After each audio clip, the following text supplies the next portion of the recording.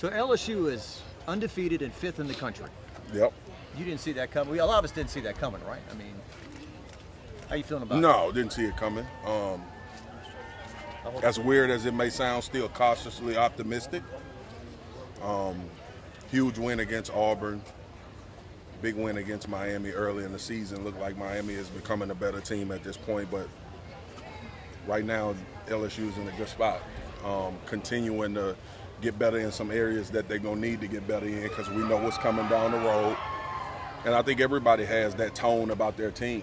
On the East, we're going to gauge ourselves against Georgia. On the West, we're going to gauge ourselves against Alabama. This heat, it's going to be this hot tomorrow. Yep. Tim says only Gators get out alive in the swamp. So what was it like for guys to play in conditions like this? It's got to be very demanding, huh? I mean, being from Louisiana, this is normal weather. So the humidity, the heat is very similar in Louisiana as it is in the Florida. And look, man, it's week 6 of the season. Ain't no time to talk about the conditions and the weather. It's football. This is what you have to do. Just like LSU going to be playing in it, Florida going to be playing in it too. So conditioning will come down in the 4th quarter, and we'll see who worked the hardest in the offseason. The challenge for LSU coming in, this place is sold out. Yep. I mean, they're 5th in the country, undefeated. This is a chance for Dan Mullen to make his first big, big win as a head coach here. I mean, just it's a huge challenge for LSU being on the road. I mean, this place is like no other. Now, as much as I hated Florida when I was in college, I respected the fact that it's hard to win here. These fans are rabid. Usually it's really good players on the other side of the line of scrimmage as well. So it's a difficult win. And right now Florida is playing with a lot of momentum. They're playing with a lot of juice from the win against Mississippi State. And then Mullen here. This is legitimately the first big game for him here in Florida. And I'm sure he wants to get things off to a really good start.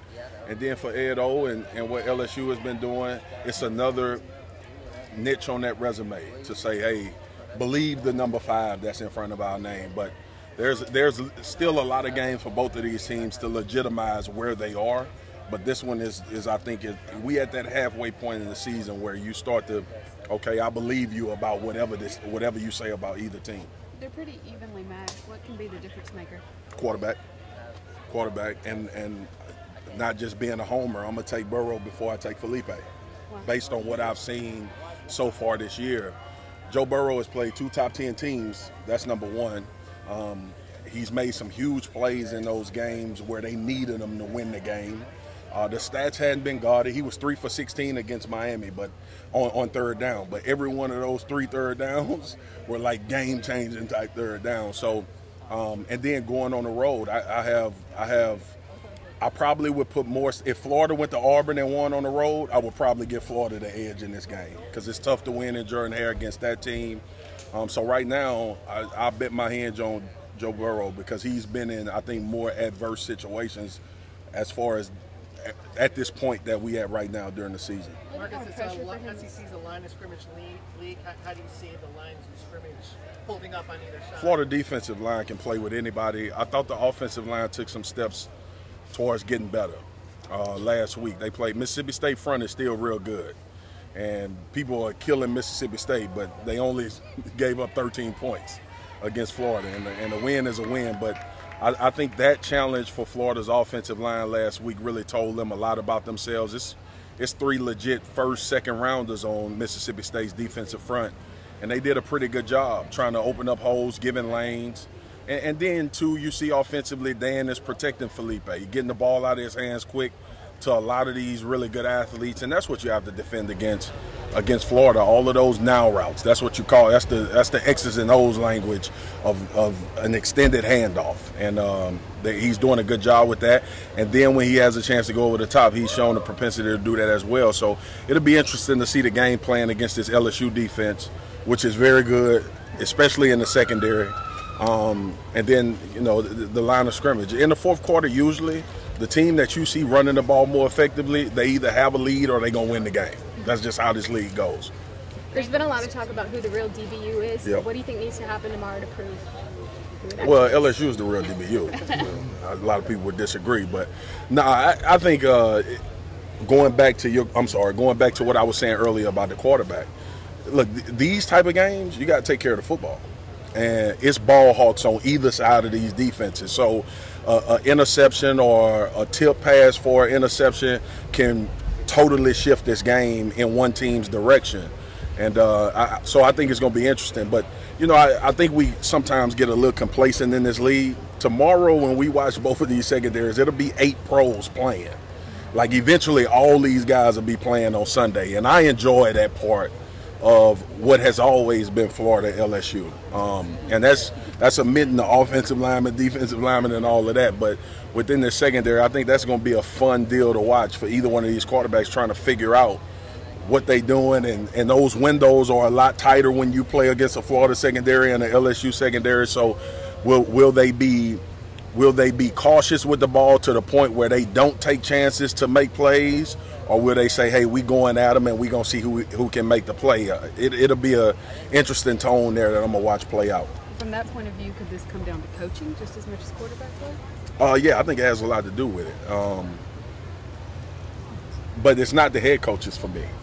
It's Todd Grantham and Dave Aranda, to me, are the most important guys in this game, because what they do defensively with pressure and how creative they are in disguising their defenses.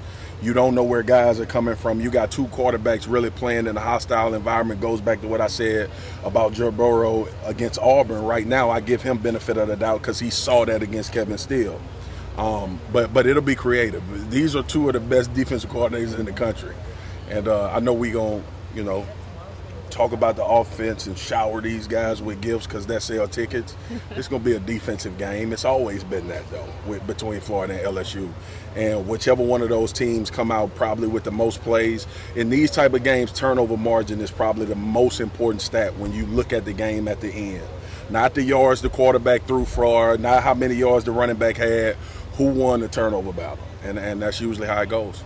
How long have you done this now? This is my 5th year, I think. Okay. I think so. I work a lot. I want you to tell me, what have you learned about, some people want you to just get up there and say, go Tigers, and shoot the pom-pom or something. Yeah. But I want you to, what have you learned in terms of getting up there and saying not what's going to make you popular on a message board, right, but what you think is going to happen? Well, first, Jacques, you know me. I don't give a about that, to be honest with you. And then second, I have a responsibility to try to educate people on football, not to promote LSU. Like, LSU don't pay me. ESPN pays me, and they pay me to cover not only these 14 schools, but the NFL, basketball, all of the stuff that I'm doing across this platform. So to bring bias into that, I'm educating the fan on what I want them to feel instead of what's out there. If a guy suck, they just suck. It don't matter if they go to LSU, Florida, Auburn, Georgia. It doesn't matter. If a coach doesn't do a phenomenal job, then he gonna get called out. And for me, it's about being real and telling people the truth. I mean, because look, these fans care about what's happening with their programs, right?